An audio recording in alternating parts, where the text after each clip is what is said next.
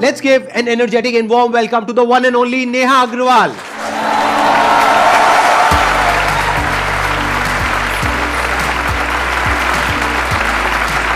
Please.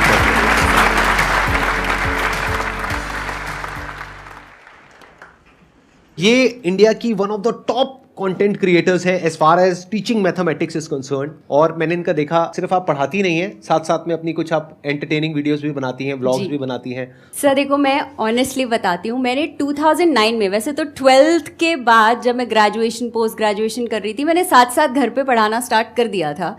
लेकिन 2009 में मैंने फॉर्मली स्कूल ज्वाइन किया पढ़ाने के लिए। 11th 12th को मैथ्स पढ़ाती थी एंड तब आप ये सोचो, सेकेंड ईयर में मुझे हेड ऑफ डिपार्टमेंट बना दिया गया। तो वहाँ पर ये था कि मेरी टीम में लगभग 10-11 टीचर्स थे जो मुझे रिपोर्ट कर रहे थे एंड उनमें से कईयों का एक्सपीरियंस मेरी उम्र से उस वक्त ज़्यादा था। एंड उस वक्त आप समझ सकते हो, इस तरह का एक माहौल रहता था कि यार ये आई है, ये क्या हमें बताने की कोशिश कर रही है। एंड हालात इवेंचुअली ऐसे हो गए, ऊपर से शुरू से क्या था कि मैं बहुत वर्क ओरिएंटेड टाइप इंसान रहती हूँ। तो ऐसे में क्या हुआ, मुझसे ये नहीं होता अरे मैम वाह क्या साड़ी है आपकी, आज तो बहुत ही स्लिम ट्रिम लग रहे हो, बहुत ऑसम लग रहे हो। मुझसे वो कभी हुआ ही नहीं, ना आज हुआ ना आज कभी होता है। तो इवेंचुअली हालत ये हो गई कि I was told to resign from my first job, क्योंकि इतनी पॉलिटिक्स क्रिएट कर दी गई। एंड उस दिन मुझे एक बात बोली गई कि तेरा कुछ नहीं होगा, तू सिर्फ घर पे बैठेगी। That was in which year? That was I think 2009 में स्टार्ट किया, 2010 या 11 की बात है ये। लेकिन मुझे लगा यार, आज मैं सोचती हूँ कुछ हुआ या नहीं हुआ, मैं यहाँ पर इतने बड़े प्लेटफॉर्म पे सर के साथ बैठी हूँ, तो कुछ तो लाइफ में ठीक किया ही होगा। This is what I feel.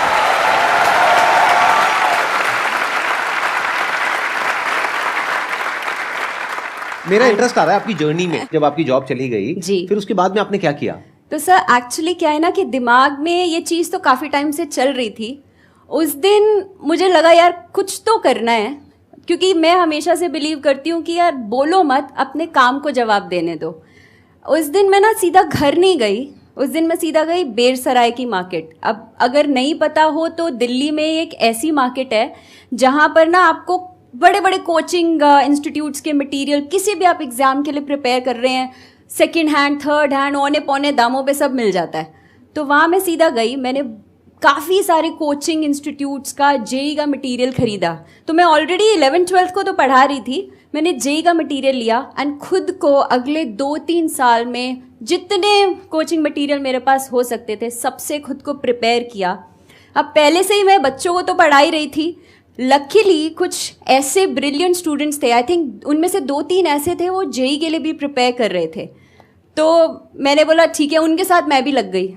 जब रिजल्ट आया, they got excellent results, excellent ranks and वहाँ से मुझे कॉन्फिडेंस आ गया कि अब मुड़ के नहीं देखना। उसके बाद बस मैंने डिसाइड किया अब आगे ही आगे बढ़ना है एंड इसको और एक्सप्लोर करना है। क्लैरिटी आ गई है एंड आज मैं सोचती हूँ अगर मेरे साथ वो चीज़ ना हुई होती, मुझे एक तरीके से वो लात ना पड़ी होती, तो सोच तो बहुत टाइम से रही थी, उस मार्केट से बहुत बार निकलती थी सामने से, लेकिन शायद एक करने की हिम्मत मुझे उस दिन मिली।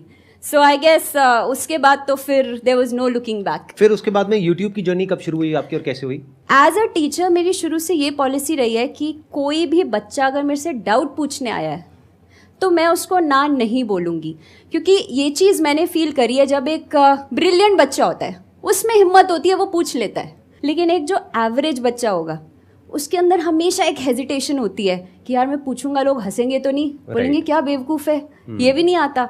तो जब ऐसा बच्चा एक टीचर के पास इतनी हिम्मत बना के आ रहा है, I can't say no to that child.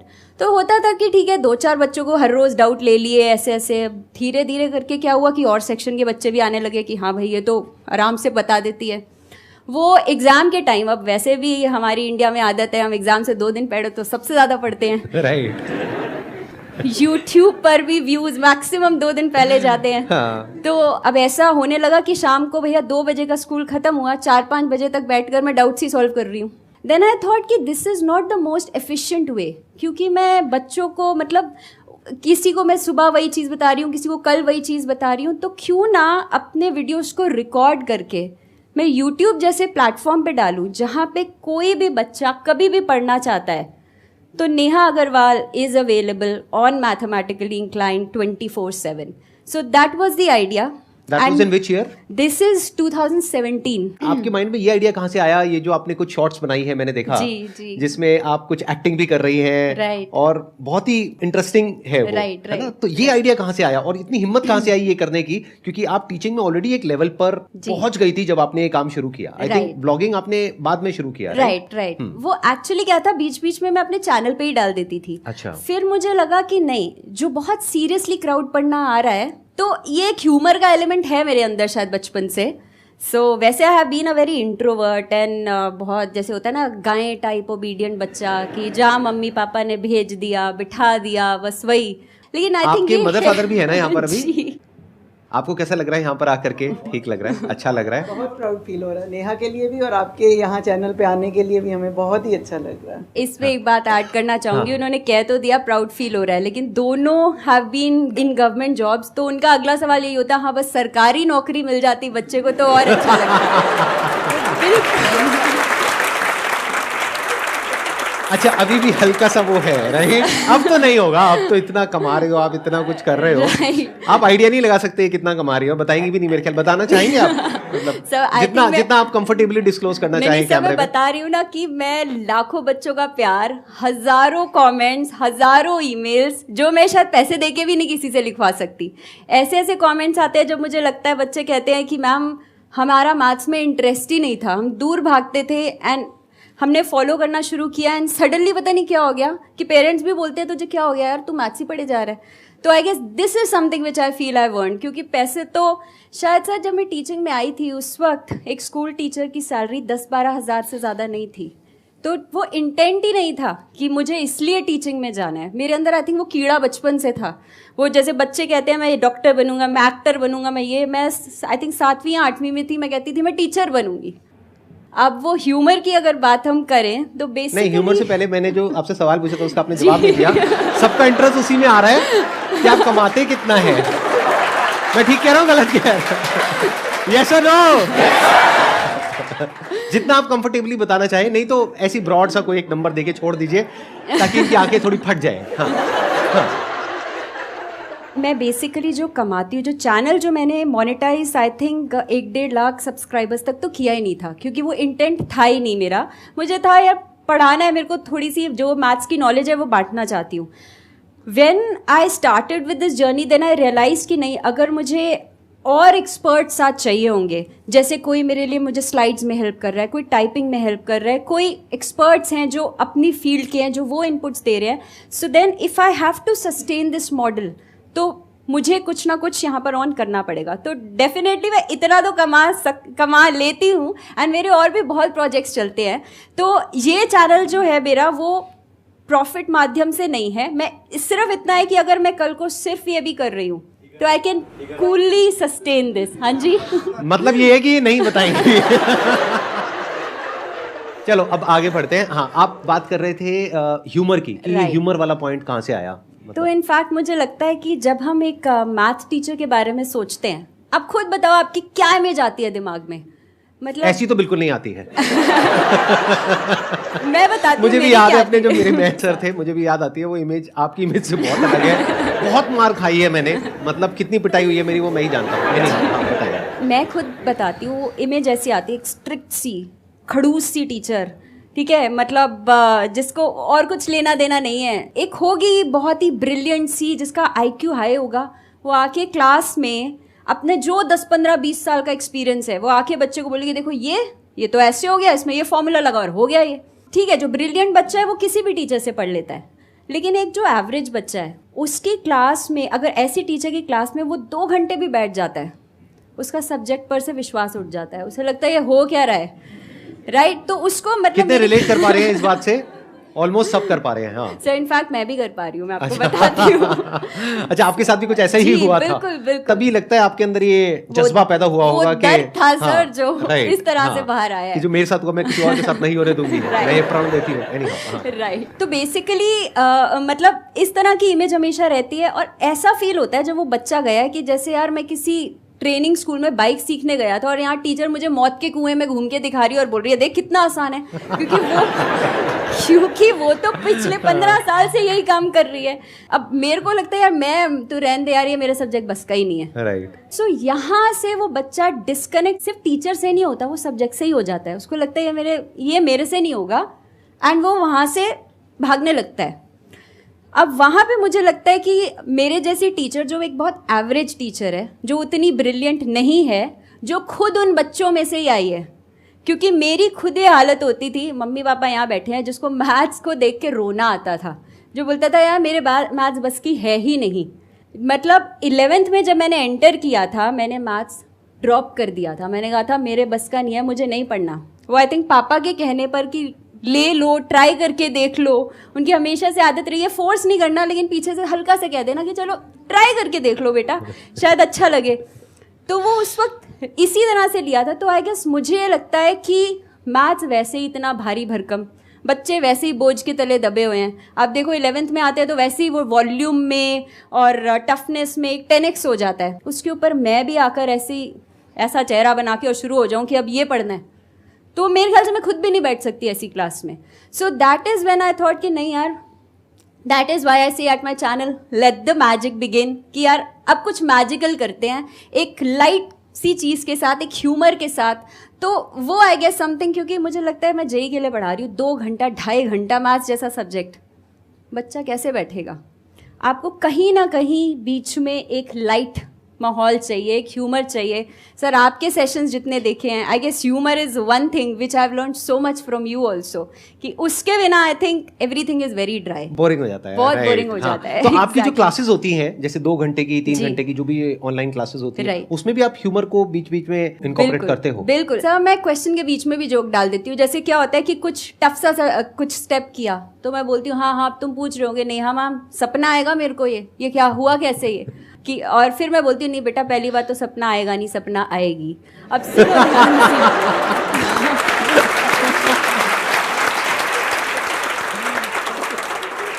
जैसे मैं, अगर आप ट्रिग्नोमेट्री पढ़ लो या कुछ भी ना, मैं हमेशा उसके साथ एक जिंगल, अब याद करना एक बड़ा सा फॉर्मूला, तो क्या करोगे? तो मैंने बीच बीच में मैं रैप बना देती हूँ। अच्छा, जैसे कि कुछ करके दिखाएंगे? हाँ कैसे? जैसे हाँ नहीं मेरे को इंटरेस्ट आ रहा है, मतलब ये तो नई बात है मेरे लिए बहुत। जैसे मैंने उनको बताना है sine of any integral multiple of pi is 0। बहुत बोरिंग है, बहुत बोरिंग साउंड किया, आधों को समझ भी नहीं आया। अभी हम क्या करेंगे? मुझे भी समझ नहीं आया। हाँ तो अब कैसे करेंगे? कैसे अगर मुझे याद करना है, मैं आपका स्टूडेंट हूँ, मुझे याद करना है। तो अगर वैसे नॉर्मली मैं बोलती हूँ साइन ऑफ n पाई 0, जहाँ n इज एन इंटीजर, उसकी जगह मैं क्या बोलूंगी? साइन ऑफ इसका पाए उसका पाए, तेरा पाए मेरा पाए, सबका पाए 0 होता है। So that is what I make them repeat. बहुत डिफरेंट अप्रोच है ये, आई एम श्योर। मतलब बहुत कम लोग ऐसा कर रहे होंगे, या शायद आप ही कर रहे होंगे, आई एम नॉट श्योर। मुझे नहीं पता, एंड दिस इज समथिंग वो शायद कुछ अंदर से किसी को याद हो गया अभी जो इन्होंने बोला? कोई करके दिखा सकता है? साइन ऑफ उसका पाए तेरा पाए मेरा पाए 0 होता है।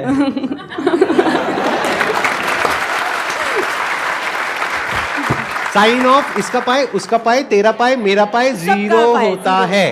That's it. अच्छा, मतलब सबका पाए 0 ही होता है? क्योंकि इज इट अ फैक्ट या फिर ये? नहीं सर सच में, और बस इंटीजर होना चाहिए। फिर मैं बोल देती हूँ बस इंटीग्रल मल्टीपल होना चाहिए। अच्छा, अगर इंटीजर होता है जी, तो साइन ऑफ पाए कुछ भी हो, कैसा भी हो, 4 पाए 5 पाए माइनस पाए कुछ भी 0 ही होता है। ये पाए वो पाए 0 होता है। मेरे को आज तो मैंने एक चीज तो सीखी है। बहुत सारी ऐसी एक्चुअली मैंने जैसे बनाई थी कि अब कॉस का इंटीग्रल मल्टीपल ऑफ जो पाए आता है, अब क्या है बच्चे कंफ्यूज हो जाते हैं 1 कब आएगा -1 कब आएगा। तो मैं उनको बोलती हूँ चलो आ जाओ मेरे साथ, एक मंत्र पढ़ते हैं हम लोग, क्या? इवन पॉजिटिव और नेगेटिव, इवन पॉजिटिव और नेगेटिव। मतलब अगर वो इवन मल्टीपल ऑफ पाए है वो आपको +1 देगा, और मल्टीपल ऑफ पाए है तो -1 देगा। दैट्स इट, खत्म।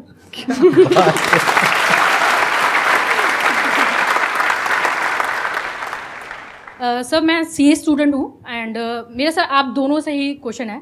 जैसे नॉर्मली सेल्फ डाउट जो होता है स्टूडेंट में, सबसे बड़ी चीज़ जो होती है सेल्फ डाउट होता है, और एक ये ऐसी चीज़ है कि अगर आप एक दीमक की तरह जिसको अंदर से खोखला करता जाएगा, तो ये सेल्फ डाउट कैसे इस चीज़ को ओवरकम करें हम लोग? आजकल एक्चुअली क्या होता है ना कि हमारा थोड़ा सा इस तरह का माहौल है कि अब आप टीवी पे चाहे एड्स देख लो कि भैया ग्लो मिलेगा इंस्टेंटली, हाइट बड़ी कर लो इंस्टेंटली इसे पी के, राइट? तो कुछ भी हमको इमीडिएटली नहीं मिलता। जैसे अब आप जब सेल्फ डाउट की बात कर रहे हो, आप जब तक कोई चीज़ ट्राई नहीं करोगे, उसमें फेल नहीं होगे, आप एक्चुअली फेल नहीं होते, सिर्फ वो एक इवेंट फेल होता है। आप सिर्फ तब हारते हो जब आप सोच लेते हो कि यार ये मेरे बस का नहीं है। आप हारते हो, आप गिरते हो, आप उठते हो, एंड तब धीरे धीरे करके आप आगे बढ़ते हो। So that is the main M. और जब आप कुछ कर रहे हो यार, किसी से compete मत करो कि ये तो ऐसा कर रहा है, वो तो वैसा कर रहा है। आप खुद यूनिक हो, जो आपके ट्रेड्स है, जो आप कर सकते हो, वो शायद कोई नहीं कर सकता। Just believe in that. कभी भी लाइफ में कोई भी चीज़ होती है, उसके बारे में ये मत कहो कि ये नहीं होना चाहिए। अगर वो है तो कोई ना कोई रीज़न है। जैसे अगर बॉडी में दर्द भी है तो उसके पीछे भी कोई ना कोई रीज़न है ना।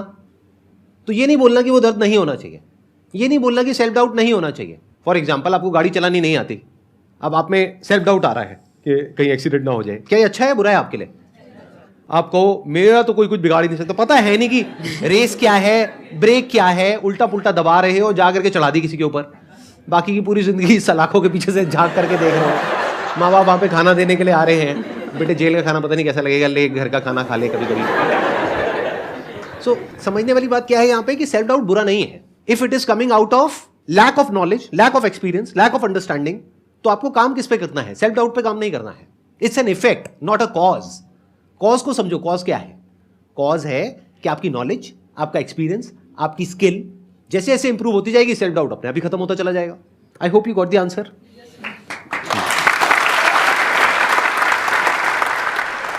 लाइफ में हम लोग जो भी काम कर रहे हैं सर, आप दोनों से मेरा सवाल, तो कैरेक्टर सर बहुत मैटर करता है। तो अगर आप दोनों से मैं पूछना चाहूँ कि एक शब्द में आपके कैरेक्टर में ऐसी कौन सी चीज़ है सर जिसने आपकी कामयाबी के लिए सबसे ज़्यादा रोल प्ले किया है सर, अगर मैं आप दोनों से जानना चाहूँ तो? आई वुड से एक नेवर से डाई एटीट्यूड, कि आप जितने भी बड़े हो, जितने भी छोटे हो, आपके अंदर एक सीखने की इच्छा हर वक्त।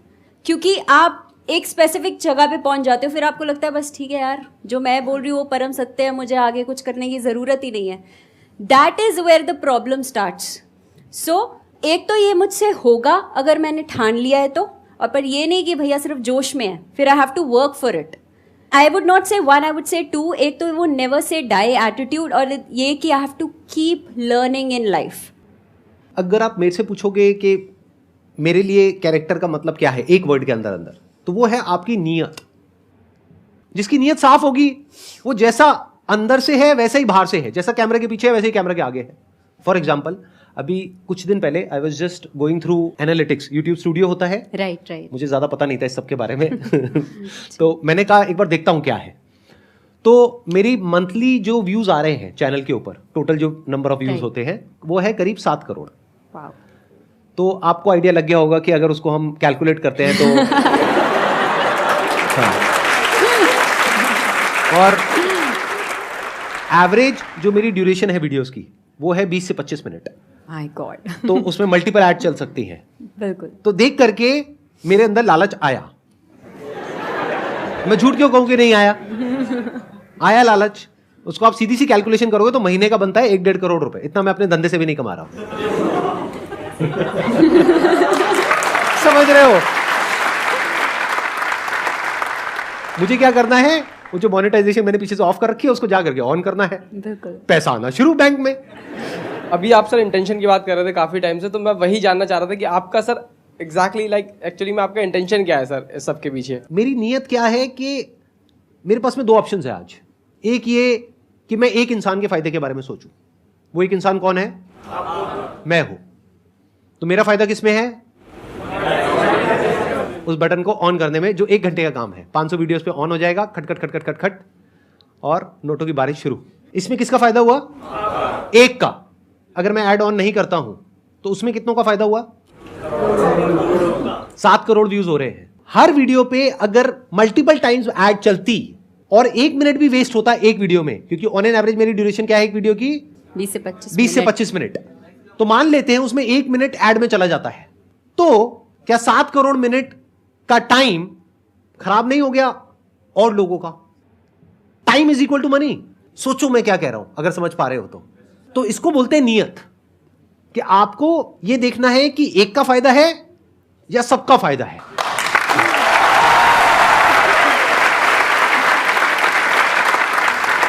आई होप आपको भी अच्छा लगा होगा यहाँ पर आकर के, मुझे बहुत मजा आया। एब्सोल्युटली, बहुत, मतलब ये तो वो होता ही है कि एक तो आपसे मिलने का मौका तो था ही, जिसके कारण जब से आई थिंक आपकी टीम से फोन आया था नींद आनी कम हो ही गई थी, बट उसके साथ साथ यहाँ पे जो एक अलग सी वाइब है, विच आई गेस शायद हम लोग वो यूट्यूब पे नहीं देख सकते, वो जो पर्सनली एक्सपीरियंस करना है, ये जो लाइफ का एक्सपीरियंस है वो अलग ही होता है, अलग ही लेवल है, अलग ही लेवल की एनर्जी है इन लोगों की। एब्सोल्युटली, ये सब भरे पड़े हैं, मतलब पता नहीं कब से इन्होंने रजिस्टर किया हुआ है, फिर इनका सिलेक्शन हुआ है और यहाँ पर बैठे हैं, लाखों लोगों ने रजिस्टर किया हुआ है मेरी वेबसाइट पे, उसमें से रैंडमली हमारे कंप्यूटर जी ने कुछ के नाम शॉर्टलिस्ट करे हैं, कुछ है जिन्होंने 4 दिन पहले किया है, किसी ने 4 साल पहले किया है, क्या 12 साल पहले तो मैंने सेशन भी करने शुरू नहीं करे थे, मेरे को सेशन करते हुए 10 साल हुए हैं। Thank you so much for coming.